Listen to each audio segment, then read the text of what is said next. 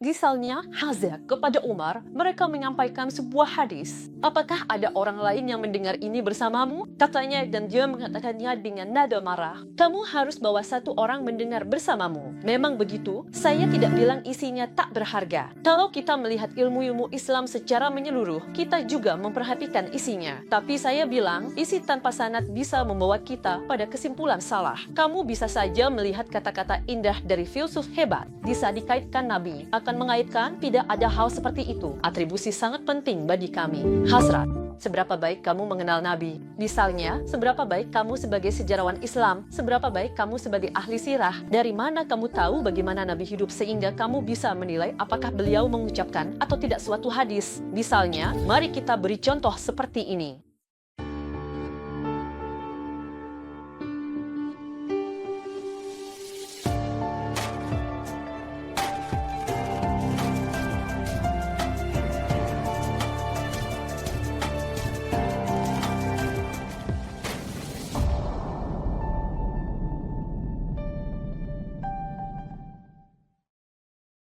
Halo semuanya dari Sekolah Istanbul. Pemirsa, hari ini kita akan membahas tentang analisis sanad dan matan dalam hadis. Narasumber adalah dosen media Dr. Fatma KZTL.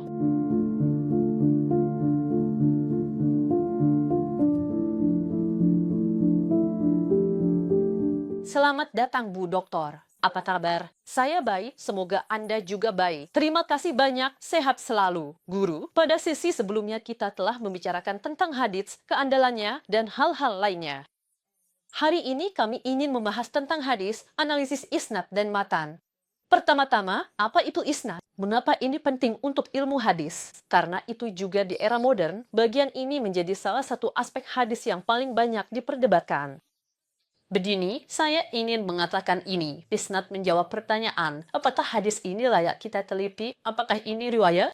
Apakah mungkin Tuhan kita akan datang? Itu jawaban dari pertanyaan itu. Kita lihat isnad dulu. Ketika kita berbicara tentang isnad, yang kita maksud adalah saat Anda membuka sebuah hadis, ada deretan perawi, yaitu rangkaian nama. Kita menyebut mereka perawi. Orang yang meriwayatkan hadis disebut perawi, dan matan adalah isi hadis, yaitu ucapan atau perbuatan Nabi. Sekarang, rangkaian perawi ini, isnad bukan hanya sekadar urutan nama saja. Mereka haruslah perawi-perawi yang saling terhubung. Artinya, mereka harus memiliki kemungkinan saling bertemu dan hidup di zaman yang sama. Perawi berurutan satu sama lain. Bayangkan ini, setelah Nabi Muhammad, siapa yang harus ada? Betul, dalam isnad sahabat. Setelah sahabat, siapa yang harus ada orang yang bertemu dengan mereka? Tentu saja. Dan ini terus berlanjut sampai hadis itu masuk ke dalam sumber-sumber. Bahkan setelah masuk ke dalam sumber pun, hadis masih terus diriwayatkan dengan isnad. Selain itu, terkadang kita menemui perdebatan tentang apakah isnad juga ada di bangsa-bangsa lain atau tidak. Kaum orientalis juga mengemukakan hal ini. Jadi, ketika membahas isnad, bukan hanya perawi yang disebutkan berurutan, tetapi juga ada lafaz di antara mereka, seperti saya dengar, dia menyampaikan, atau dia membacakan. Berdasarkan hal-hal seperti ini, pertama-tama, kita bisa memahami apakah guru dan muridnya berada di lingkungan yang sama atau tidak. Dan menurut saya, hal yang paling penting, kita sudah membahasnya di program pertama. Kalau Anda ingat dari biografi-biografi, sistem isnad kita ini adalah sistem yang harus dievaluasi bersama dengan literatur rijal. Jadi, kita tidak hanya sekadar menyusun nama-nama. Kita juga memeriksa biografi dari nama-nama tersebut. Oleh karena itu, ini benar-benar sebuah sistem yang menyeluruh. Itulah sebabnya hadis sangat menghargai isnad. Jadi, ketika Anda melihat sesuatu yang tampak sembarangan, lalu dikatakan ini berasal dari Nabi Muhammad, beliau yang mengatakannya, atau dikatakan Nabi Muhammad berkata seperti ini, kita tidak bisa puas dengan ucapan, ada jarak sejarah antara kita dan Nabi Muhammad. Dalam jarak sejarah itu, hadis ini melewati tahapan apa saja dan siapa di antaranya? Jawaban dari pertanyaan ini adalah isnad. Itulah mengapa itu sangat berharga. Sebenarnya, ini juga mirip dengan kehati-hatian yang kita lakukan dalam kutipan di teks akademis untuk menghindari plagiarisme. Jadi, kita bisa menganggapnya seperti tata cara mencantumkan catatan kaki yang baik, sumber informasi. Dari mana info itu? Kadang begini, Anda tak lihat karya aslinya, tapi kutip dari yang melihat. Di catatan kaki, Anda tulis ini. Dikutip dari si ini Anda mengatakan hanya untuk menghindari plagiarisme. Seperti itu, isnad dalam hadis, saya kadang-kadang bilang bisa dianggap seperti silsilah. Jadi, sebelum hadis ini sampai kepada kita, melalui siapa saja, bagaimana perjalanannya, siapa yang meriwayatkannya. Karena itu isnad sangat berharga. Isnad adalah analisis hadis. Nah, isnad ini memberi kita ruang kemungkinan. Betul. Kenapa kita harus melepaskan peluang ini? Isnad sangat berharga. Sekarang, terkait hal ini, ada juga beberapa situasi yang kadang-kadang terlihat di masyarakat dan kadang-kadang dikritik. Jadi, kita bisa melihat reaksi seperti ini. Saya kemarin tidak ingat apa yang terjadi. Bagaimana mungkin orang-orang bisa mengingat dan menyampaikan begitu banyak hal? Atau, apakah saat menyampaikan tidak ada yang berubah atau bergeser? Tentu saja Anda menjelaskan keandalannya, metodenya, dan caranya, tapi tetap saja keraguan seperti ini bisa muncul. Apakah ada sesuatu yang bisa Anda tunjukkan sebagai indikator jelas terkait hal ini? Sekarang seperti ini, dan jika kita hanya mengandalkan riwayat dari satu perawi saja, keraguan seperti ini memang bisa lebih sering muncul. Atau saya bisa memahaminya. Kita tidak pernah hanya mengandalkan riwayat dari satu perawi. Apakah ada orang kedua yang juga meriwayatkan hadis ini dari sahabat itu? Atau apakah ada sahabat lain yang juga mendengar hadis ini langsung dari Nabi? Inilah yang selalu kami lakukan. Jadi, kami tidak hanya puas dengan satu sanad tertentu dari satu kitab saja. Karena itu, pertama yang kami lakukan adalah mengumpulkan semua riwayat hadis sebagaimana tercantum di semua kitab dan membandingkan semuanya. Kami membuat pohon, kami menggambar skema sanad. Kalau diibaratkan, seorang guru adalah orang di ujung cabang. Dari situ bercabang ke berbagai jalur. Kami tidak puas dengan satu cabang saja. Kami selalu membandingkan semuanya satu sama lain dan menelusurinya dari akhir ke awal. Hari ini, kita melakukannya lewat karya-karya. Kalau melihat ulama terdahulu, mereka juga tidak hanya cukup satu orang. Misalnya, saat seseorang berkata, saya mendengar ini dari si fulan, akan ditanya, ada orang lain selain kamu yang juga mendengar ini. Dari kalangan sahabat, tinggalkan lapisan itu. Sahabat generasi mulia, bahkan di generasi sahabat kita melihat ini. Misalnya, kepada Sayyidina Umar, ada yang meriwayatkan sebuah hadis. Apakah ada orang lain yang mendengar ini bersamamu? Katanya, beliau bertanya marah, kamu harus membawakan orang lain yang juga mendengar ini. Begitulah keadaannya. Mari kita tambahkan satu hal lagi. Tiap bidang ada ahlinya. Saat saya menjelaskan hadis atau berbicara dan ibuku mendengarkan, beliau berkata, bagaimana kamu bisa mengingat ini? Miliknya. Informasi sebanyak itu terasa sangat banyak baginya. Padahal dibanding orang lain, pengetahuan saya sangat sedikit. Tapi menurut beliau, terasa banyak. Lalu, kenapa saya bisa mengingat informasi ini lebih baik? Dapatkah aku menyimpannya dalam pikiranku? Karena saya tumbuh besar dengan hal ini. Maksudnya, dari SD, SMP, SMA, kuliah, S2, S3, lalu mengajar, membahas topik yang sama mungkin di beberapa kelas dalam sehari. Jadi, kemampuan dan bakat setiap orang berbeda-beda karena tujuan mereka juga berbeda. Tidak semua sahabat memiliki derajat yang sama. Beberapa meriwayatkan hadis, jangan begitu. Bahwa semua sahabat meriwayatkan ribuan hadis. Tidak. Sebagian besar literatur hadis yang kita miliki berasal dari 7 sahabat. Jika kita lihat, mereka memiliki kedekatan dengan Nabi Muhammad. Misalnya, salah satunya adalah Aisyah, istri Nabi dan putri Abu Bakar. Ini sangat penting. Pada tahap berikutnya, misalnya ada tabi'in Urwah, Aisyah bibinya, dan dari Urwah kita menerima banyak riwayat. Mengerti maksud hubungan ini? Atau misalnya saya kakak perempuan, apa yang tidak akan dilakukan sepupu Nabi Tati pada saat yang sama bidinya istri Nabi ia keluar masuk rumah Nabi. Maksud saya, pada kedekatan-kedekatan seperti ini, sama seperti sekarang, tidak semua orang menguasai ilmu hadis, di masa sejarah hadis pun tidak semua orang adalah ahli hadis. Karena itu, para perawi bukanlah orang sembarangan, bukan orang yang bisa kita anggap seperti, saya saja tidak ingat apa yang saya makan kemarin. Memang orang-orang seperti itu hanya bercanda saja, karena kerusakan dalam ingatan mereka memengaruhi riwayat yang mereka sampaikan. Dan karena itu, riwayat mereka tidak diambil atau langsung dikategorikan sebagai lemah. Dibutuhkan sudut pandang yang berbeda untuk hal itu. Oke guru? Sekarang kita sedang membicarakan rantai isnad. Kita selalu melihat metode transmisi ini dari segi metode dan tata cara. Tapi ada juga isi dari hadis-hadis ini. Seolah-olah saat membicarakan rantai dan metode ini, bagian isi jadi terlihat kurang penting. Mana yang lebih penting? Jadi, apakah kita hanya fokus pada transmisi ini tanpa memperhatikan apa yang disampaikan? Apakah kita bisa melihat isinya tidak dihargai di sini? Sekarang di era modern, salah satu kritik utama terhadap hadis ahli hadis ini, artinya kita terlalu memberi nilai pada sanad dan mengabaikan matan. Tapi, mari kita katakan begini, kita perlu membagi matan menjadi dua. Pertama, matan sebagai bentuk, yaitu lafaz-lafaznya. Bayangkan matan yang terdiri dari 6 kalimat. Jadi, apakah 6 kalimat itu benar-benar berasal dari semua perawi hadis tersebut? Apakah 6 kalimat itu datang dengan kata-kata bersinonim atau persis sama? Ini bentuknya. Terlihat ini terlepas dari isinya. Ahli hadis memperhatikan ini. Mereka sangat fokus pada lafaz matan. Masalah utama kita adalah membandingkan matan-matan ini dari sudut pandang itu. Tapi soal isi yang kamu sebutkan, misalnya kamu meriwayatkan hadis ini dan jumlahnya, tapi ya begitu. Apakah sesuai dengan Al-Quran? Apakah sesuai dengan sunnah? Pertanyaan-pertanyaan seperti ini. Biasanya, para ahli hadis menilai hadis dari segi kesesuaiannya dengan sunnah. Kita harus mengakui hak mereka, yaitu sunnah Nabi kita.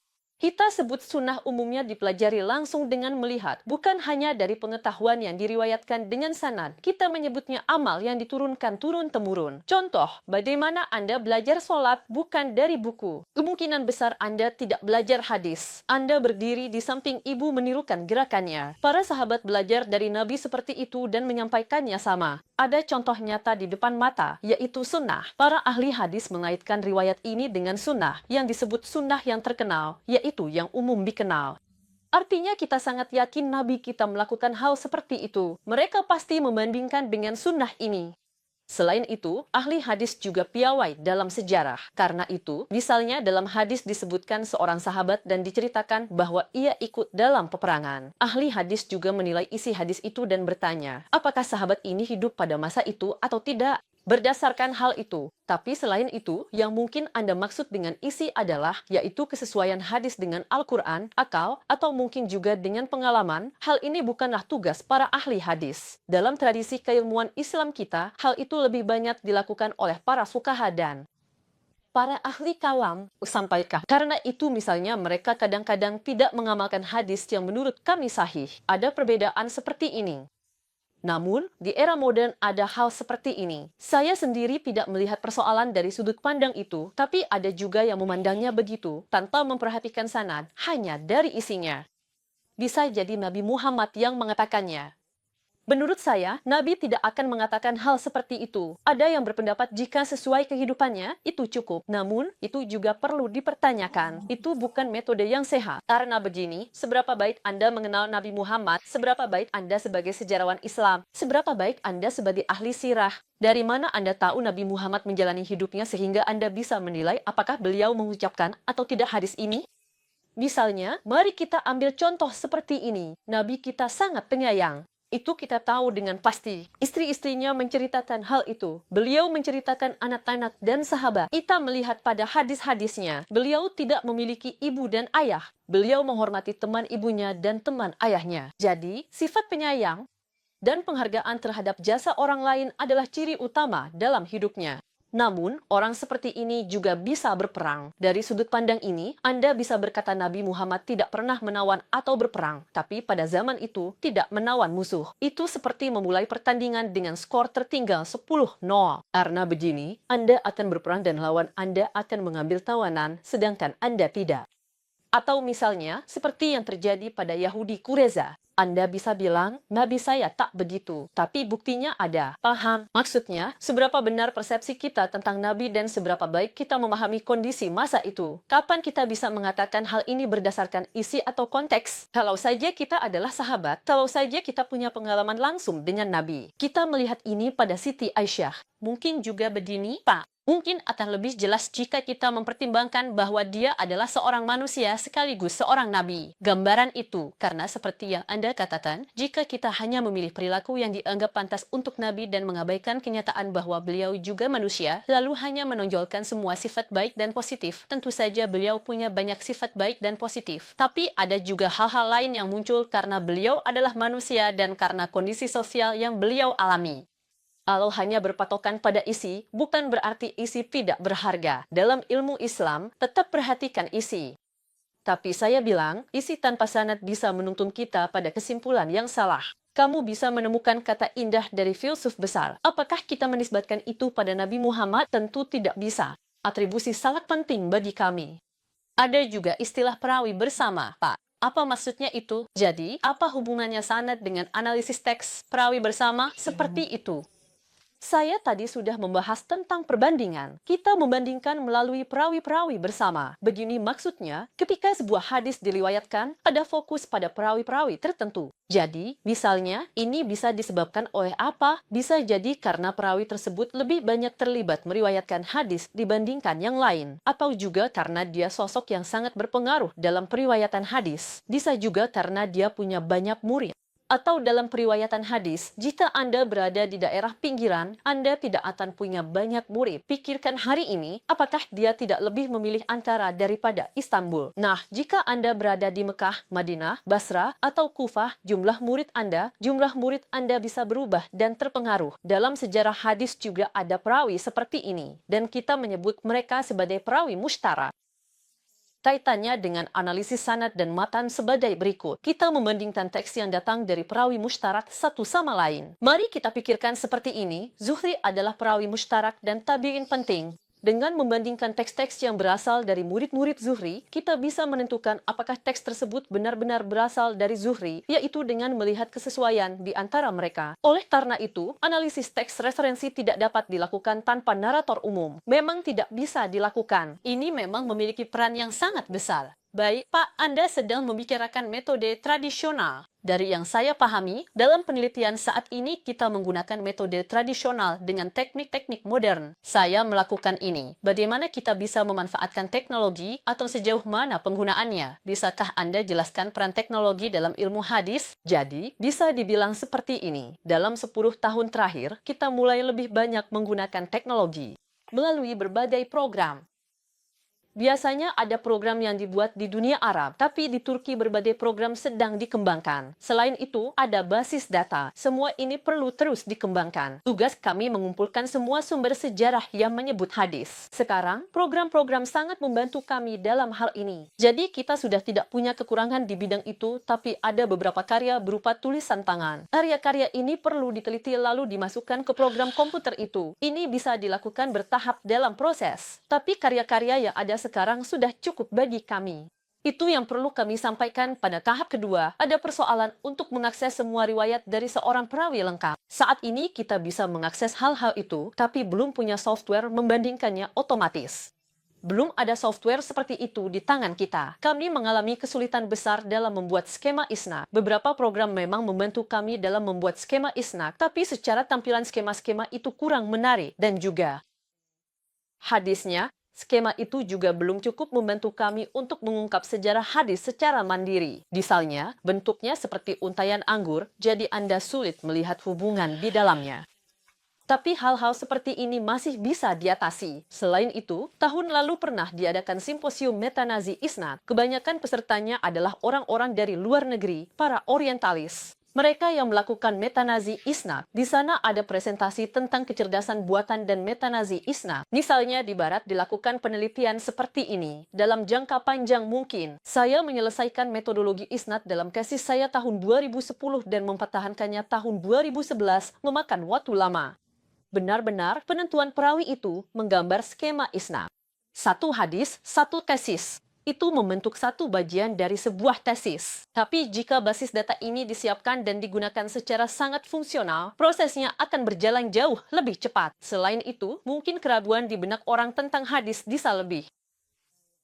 Karena orang-orang mengharapkan jawaban yang jelas dan positif. Mereka menunggu jawaban. Saya sedang menjelaskan sistem periwayatan hadis. Saya jelaskan kepercayaannya, tapi mereka juga ingin lihat hasil. Banyak hadis bisa dianalisis isnad dan matannya. Selain itu, terkadang perdebatan terjadi berdasarkan lafaz. Kenapa lafaz ini dalam hadis? Atau, mengapa Nabi Muhammad mengatakan hal itu? Apakah beliau benar-benar mengatakannya? Apakah lafaz-lafaz itu ada di semua riwayat atau tidak? Hal-hal seperti ini, perdebatan ini, mungkin perdebatan yang sangat panjang. Bisa saja mencapai hasil dalam waktu singkat. Saya pikir akan ada manfaat seperti itu. Semoga memang begitu. Pak Ustaz, kita memang hidup di zaman di mana teknologi berkembang pesat dan sudah menjadi bagian dari hidup kita. Dengan cepatnya perkembangan ini, kita juga bisa memperkirakan bahwa pekerjaan kita di bidang ini akan semakin dipercepat. Semoga ini ini juga menjadi pesan untuk teman-teman programmer. Mari kita sampaikan, semoga mereka mau berkarya di bidang ini. Terima kasih banyak. Terima kasih. Terima kasih juga. Pemirsa budiman, hari ini kita membahas analisis sanad dan matan hadis. Sampai jumpa di episode berikutnya.